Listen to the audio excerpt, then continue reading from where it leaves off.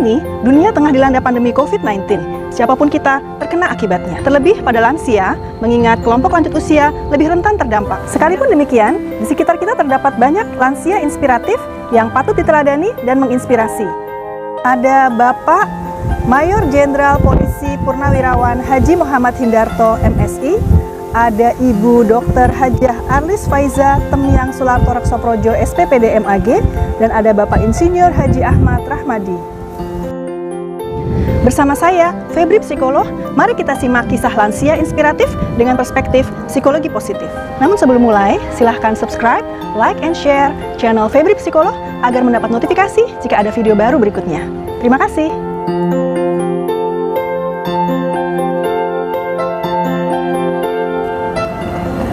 Setiap kita pasti memiliki orang tua yang jika telah lanjut usia, rentan terkena masalah kesehatan, terlebih di masa pandemi COVID-19.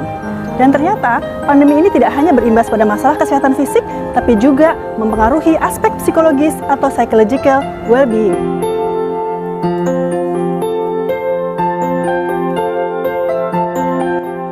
Terganggunya aspek psikologis dapat mempengaruhi imunitas atau daya tahan tubuh sehingga lebih rentan terpapar virus COVID-19. Terlebih pada lansia karena menurunnya fungsi organ tubuh akibat proses penuaan dan komorbid atau penyakit penyerta yang telah diderita sebelumnya.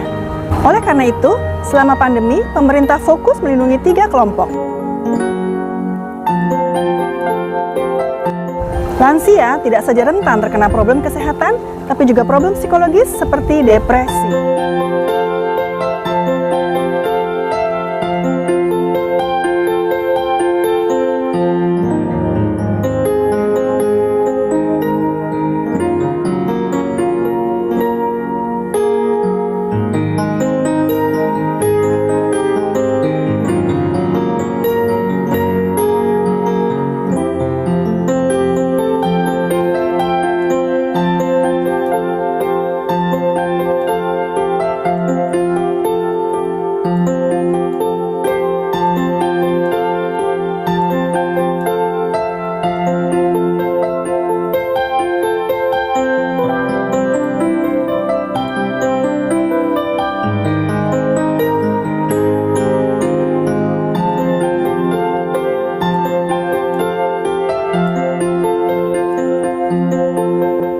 Artinya, depresi jangan diabaikan, terlebih pada lansia di masa pandemi.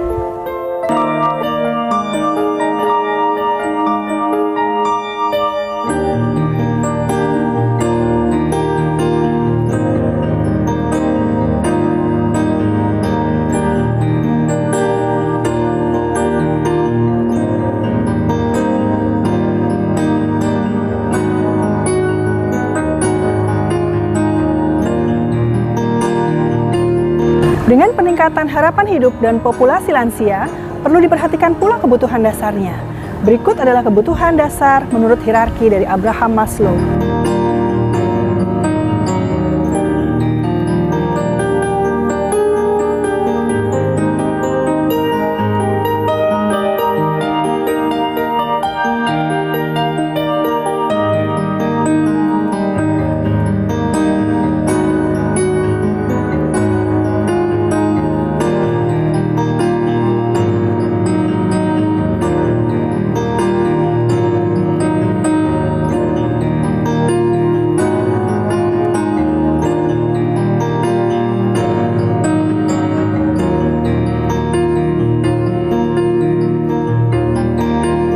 Selain kebutuhan tadi, juga ada rangkaian tugas perkembangan yang mendasari munculnya konflik psikologis dalam diri individu di sepanjang fase usianya dari bayi hingga lansia.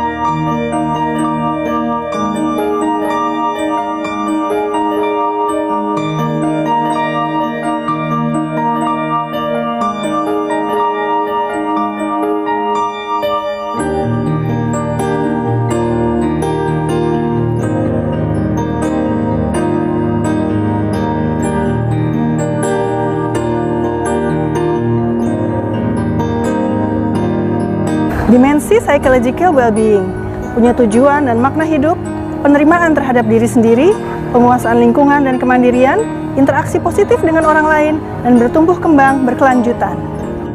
Apabila terpenuhi kebutuhan dasar, tercapai kesejahteraan psikologis, dan terbentuk ego integrity, lansia dapat meraih successful aging, yaitu menua dalam kondisi optimal, meliputi terlindung dari resiko kesehatan, tetap beraktivitas bermakna, serta fungsi tubuh dan pikiran tetap terasah. Seperti sosok-sosok lansia inspiratif berikut ini.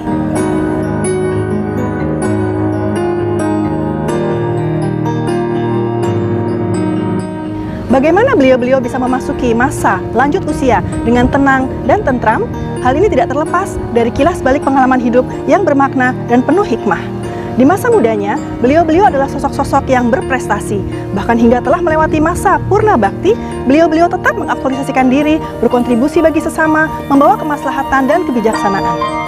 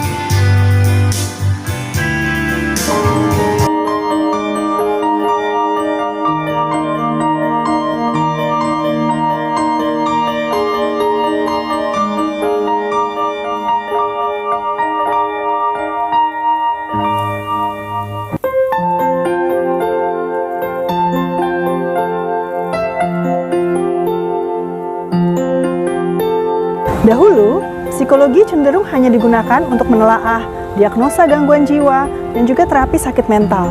Barulah di era tahun 2000-an, Martin Seligman, a former president of American Psychology Association, mengingatkan bahwa psikologi bukan hanya studi tentang penyakit, kelemahan, dan kerusakan, melainkan juga ilmu tentang kebahagiaan, kekuatan, dan kebajikan. Muncullah perspektif psikologi positif.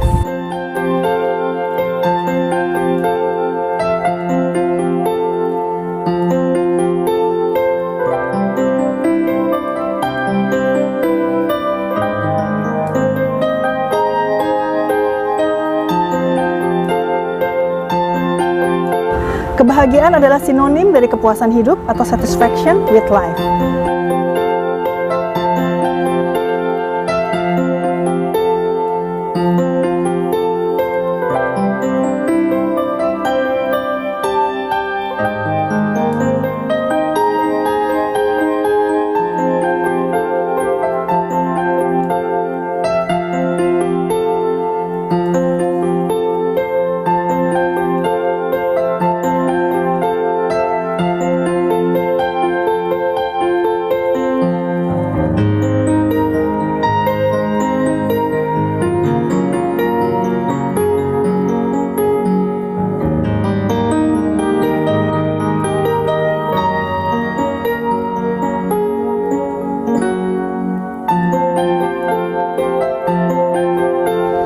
Demikianlah kisah lansia inspiratif dengan perspektif psikologi positif. Semoga kita semua dapat mengambil hikmah dan suri tauladan dari para lansia inspiratif yang telah berbagi cerita.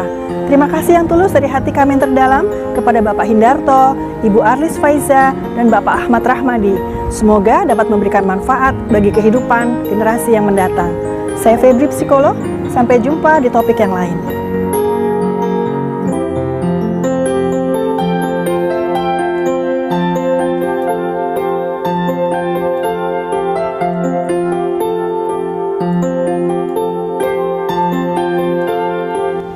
Terima kasih kepada Rehan Gifari Reksoprojo yang telah membantu technical assistance dalam video ini. Makasih ya, Nak. Iya, sama-sama, Bu.